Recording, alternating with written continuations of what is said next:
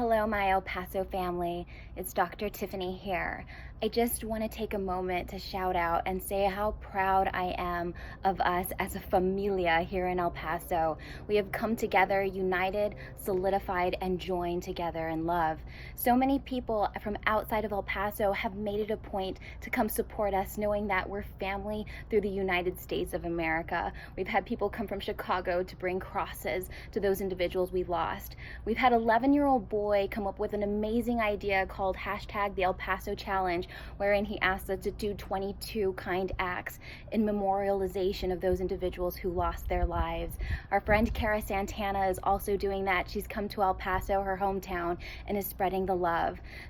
Yesterday, I had the blessing to have Mr. Rick Levinson, who is a trauma guru, actually help teach me a new trauma protocol for EMDR so that I can continue to spread the love and help my family while processing this trauma.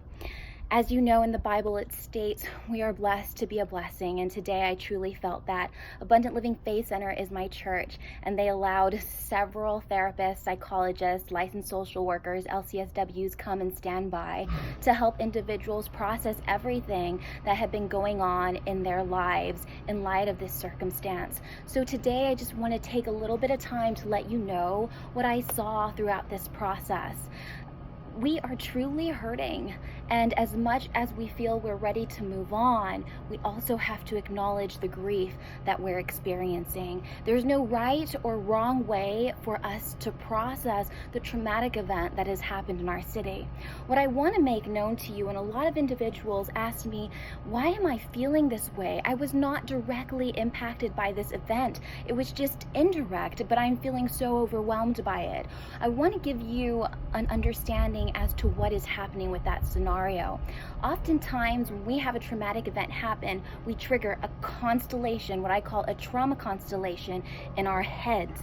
So as you can imagine, every negative event in our life is connected, like connect the dots. And if something negative happens, it tends to light up that whole trauma constellation. So we become re-triggered by a lot of the trauma that we've experienced in our lives that we may not have emotionally digested. So if you're finding yourself slightly overwhelmed by everything that's happened, and then a resurfacing of events in your life that you feel have not been emotionally digested, this is completely natural and it is normal. But what I want for you to do is have the opportunity to reach out and seek help. A lot of behavioral health providers, and I'll provide some numbers, in the community are willing to give their assistance pro bono because we are in this together and we want to see healing. We have to think that the human brain is actually like the gut. It needs to digest traumatic emotional experiences. It needs to make sense of it. We get stuck on the should-haves, the could-haves, and would-haves, and this makes our trauma experience a lot more complicated. But once we confront it, once we emotionally digest it, we can work through it. One of the hallmark traits of traumatic stress is avoidance. The more we avoid the issues of the past to include the events that have happened today, the more it becomes an issue in our lives. I like to use the analogy of a small snowball. When something traumatic happens to us, there's several symptoms, and that symptom is a small snowball, and all we have to do is take that snowball of hurt and pain and throw it against the wall so that it breaks up. But if we don't acknowledge that snowball and we avoid it time after time, we keep pushing it in the snow, soon it becomes like the base of a snowman, and eventually it becomes an avalanche in our lives. So what I'm hoping is that you take the time to emotionally digest and process these circumstances. So you might ask me, what exactly are you talking about when you say emotionally digest and process? What does that mean, right?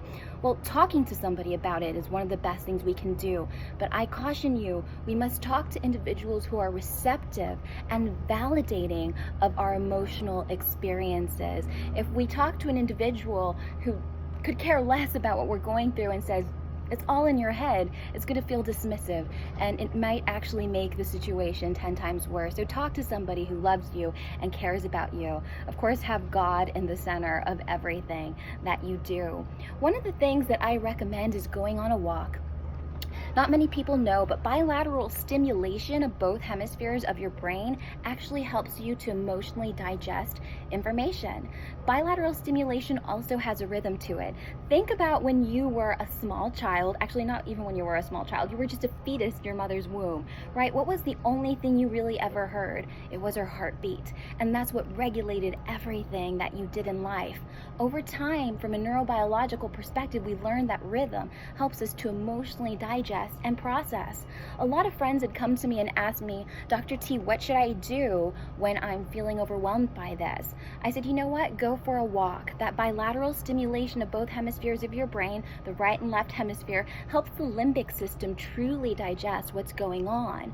But in the process, I ask you to be very authentic with the emotions that you're feeling. It is okay to feel angry. It is okay to feel sad. But one of the most important things when we feel angry is to act in a proactive way and not in a reactive way. Obviously, anger in a reactive way can result in aggressive behaviors, and we don't want something of that nature. When we act proactively, we go out and we help other people. We do something like the El Paso challenge. So I just definitely encourage you to be really real and authentic for your emotions. Know there's a season for everything, and if you find yourself staying stuck for the past several weeks, then I ask you to seek professional help, and I will provide some information.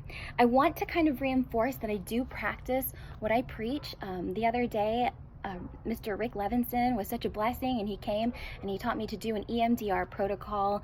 Again, it has to do with bilateral stimulation. EMDR stands for eye movement desensitization and reprocessing, and it's a great form of trauma treatment that a lot of therapists know, so I highly recommend it if that's something you're going through.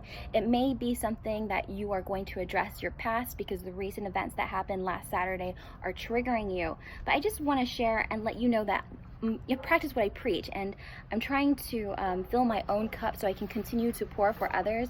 But I created my own trauma treatment, and this is what we did when I was doing my EMDR protocol. He asked for us to draw pictures of what we felt, and one of my pictures is really graphic and it caused me to have a lot of anxiety, so I'm just going to show it very quickly, and it's that first picture there. So we're going to continue to move on, but as I spent time digesting it, I recognized my city of El Paso. As you can see that on the mountain, there's the star and there's Mount Cristo Rey, and of course, you know, I have an obsession with sunsets, so I knew that even in a bad day the sun would set and it would rise again because God is so glorious. I had a purple heart because I feel like it's royalty and that God's always there and he's mourning with us through the process. And then finally, with all the individuals out there, we've come together no matter what our race, no matter what our culture, no matter where we're living, we have stand united. And this act of violence has actually created more love in our community. And if that individual even knew how much love he would push forward, he probably would never have done it, because we stand strong and we continue to push it forward. I make an effort now to talk to strangers, treat people to lunch, because it's something that we should be doing in light of all of this hatred. Let's be the light, let's be the salt of the earth, and do exactly what God wishes. In the end, I was supposed to put a picture together of, you know, what makes me feel like I can move on, what do I see for my future, and I feel blessed that I have an optimistic vision for my future. Of course, you know, as you know, I'm a strong Christian woman, and so the center is the cross for me, and I felt that I can serve as a vessel that effervesces to other individuals. Some of the scripture I wrote was, I can do all things through Christ who gives me strength, of course, and he who is in me is greater than he who is in the world. So I want everyone to feel authentic with their emotions, be very real with them, go on a walk, process, talk to one another, love one another, pray together, stand united. And when the enemy feels like he's creeping in, reach out to somebody who loves you, reach out in prayer. This is not a time for us to pull away from the Lord, to pull away from family. It's our time to come together, unite, and to ask for whatever grace we may be needing at this time. I'm here to support and happy to love you all. And here's something beautiful that my church put together. Thank God for our pastors. They're such a blessing. But take a check at this. I will post this on my website. There's different numbers that you can call if you want to receive any sort of treatment. There's a lot of pro bono treatment going out there. But my prayer for you is that you stand strong, you be authentic with your emotions, and you allow yourself to feel and accept the emotions that you have. And if you need help, that you reach out. If you have any questions, comments, or concerns, or you need direction, feel free to send me a direct message, and I'll be happy to answer to the best of my ability. God bless every single one of you, and I pray that you push the love forward. Keep El Paso strong, and Dayton, you're in our hearts too.